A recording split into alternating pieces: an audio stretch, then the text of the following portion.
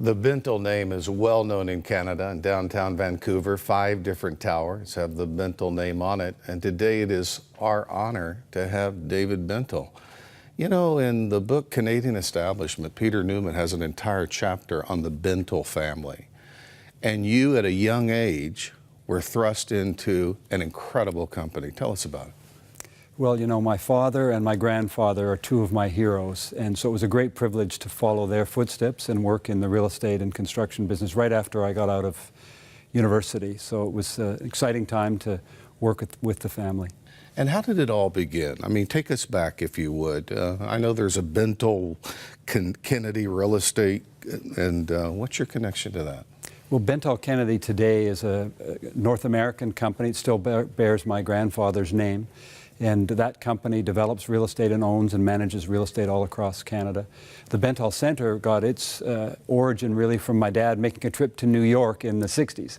He saw the Rockefeller Center and thought, wouldn't it be wonderful if the city of Vancouver had integrated office towers, plazas, and fountains like that? So that was his inspiration for developing that project in Vancouver. Are you going to get docked in heaven to live in such a beautiful city like Vancouver? Well, you know, I don't complain, although people do notice that it rains in Vancouver occasionally. So.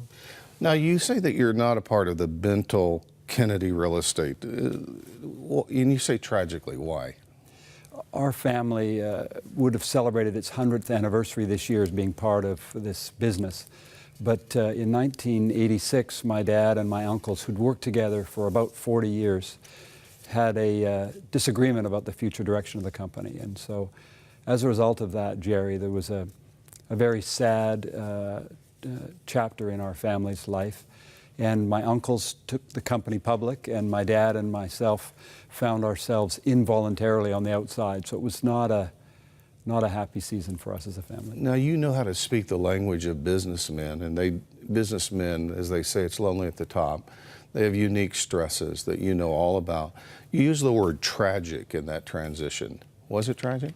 Well, for me, Jerry, the way I come at it, you know, my dad began to develop in me when I was in grade 5 a desire that I would lead our family company one day. He came into the den, I was watching television, and said to me, son, turn off the TV, do your homework. And I said, Dad, I'm watching Casper the Friendly Ghost, leave me alone. And he said, David, you can't be president unless you do your homework. And so for all that time, my dad had nourished in me this desire that I would one day run the company. And all Dad wanted on his 50th year with the family company was that he'd be able to retire and see his son lead the business. And so he died with a broken heart that his son was not able to achieve his dream. So it was tragic for Dad, disappointing for me. It didn't end your career, though. I mean, you learned some lessons and moved on. Tell us. Well, yeah, my sisters and I had the great opportunity in the late 80s to buy the construction company, Dominion Construction, the company my grandfather had worked for 40 years, actually been president for 40 years. My dad had been there for 50. And so we bought the construction business, and my sisters and I had a wonderful 10 years as partners there together. And I had a chance of being president of the company during that time, and so all was not lost. And that business expertise took that company from 150 to 300 million in sales. I mean, that's notable. We did okay. There was a team of people around me that did that, Jerry, but it was great. And you, what happened to your career after that? Well, it's interesting. My brother-in-law came to me after about 10 years being partners together, and he said, David, you're the only member of the family working in the company. You're the president, CEO. Why don't you buy the rest of the family out? And I went home and said to my wife, I never wanted to be in construction in the first place. My passion was more on the real estate side. So I ended up selling the business to my sister and my brother-in-law about 10 or 12 years ago. And do you miss construction now? Not one bit. I miss having 150 people to help me get stuff done. Yeah. But I don't miss the construction. And now I've found something much more that I'm much more passionate about, really, with my career. And I like that word passion, because I know that you have the expertise to do what your passion is. And we talk about spiritual gifting as ease and effectiveness. With ease and effectiveness, you're doing what you're doing now. Tell us. Well, my son says he thinks I've discovered my calling, and what I think, Jerry, God has equipped me to do now, having been through the tragic experience we talked about, and then the smooth transition of buying the company, Dominion, and then selling it to my sister and brother-in-law, I'm actually the only person alive, I think, who's been through family business succession personally 3 times. All before my 45th birthday. I'm actually planning to submit my name to the Guinness Book of World Records if they'll have me. But so what I now have the privilege of doing, Jerry, is working with other families and assisting them to navigate the intergenerational transfer of wealth or of businesses. And you call that what?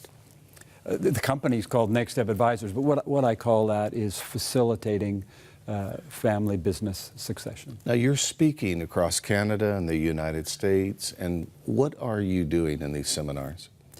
What I'm wanting to do is help families to not have the business wreck the family, and conversely not have the family wreck the business. So I'm trying to help them. People say, how do you do that? And there's a lot of things, but one of the things we do is try and help families invest in good governance, getting a board of directors, having regular family meetings, and these kinds of things. But more important than that, on an interpersonal level, I say that I'm trying to help members of the family who talk too much to learn to listen to one another. And then conversely, helping other members of the family to find their voice, those who don't speak up. So I'm helping families learn to communicate. Now this second book, Leaving a Legacy by David Bentel, which we have on our e-store, and I want to make sure our listeners get it because David actually reads the book for you. It's kind of a favorite of mine because sometimes when I'm traveling, I just want to hear a book. In this book, you've put together a number of components. Tell us.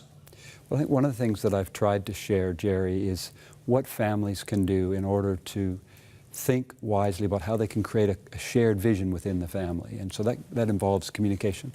And I also really encourage families to discover what the next generation's passions are. You talk about my own passion. And so I don't believe that family members need to work in the family company. I'm a fan of family business, but I want to encourage families to let their offspring discover their God-given passions and pursue those. Is that possible? Because there are a number of family business dynasties. Gucci, I mean, we could just go right down the list. The Forbes list tells us all about that. Man, there's some of the very difficult discord stories associated with those families and even tragic loss. Yeah, and Jerry, one of the things that I want to signal to people though is that family business is the economic engine of our globe. 85% of all companies in the world are family companies. We hear about the tragedies, we hear about the challenges, but fundamentally family business is everywhere. And so we need to celebrate that, and family businesses are an important part of our economic growth in our country and around the world. I've been in the Maple Leaf Lounge and looked around, and I know that it is lonely at the top. I mean, businessmen, as you climb that ladder, you face all kinds of temptations and challenges. You've learned, too, the value of accountability you addressed in your previous book. How do you help a businessman? You know, nothing curses character quicker than success. There's a lot of very successful people. How do you maintain while you climb? I think one of the things, just to be clear, is that recognizing that all gifts come from God. You know, one of my closest friends told me when I started being called an expert in family business advising, I said, how do I avoid becoming arrogant about that? And he said, where did you get your brain? I said, well, that would be a gift. And he said, correct. And he said, where did you get your experience? And I said, well, that would probably be a gift as well. And he said, so, David, you're in the business of giving gifts. What would you be proud of? And I think if we can recognize that all things come from Him, that changes our perspective. And I want to just say this would be a gift for every businessman, every person that's climbing the ladder, trying to also navigate the challenges along the way. It's available on our e-store. Please call and get it. David Bentel, thank you so much for taking your gifts and using them in such an effective way at a demographic that truly needs it. Thanks. It's a pleasure.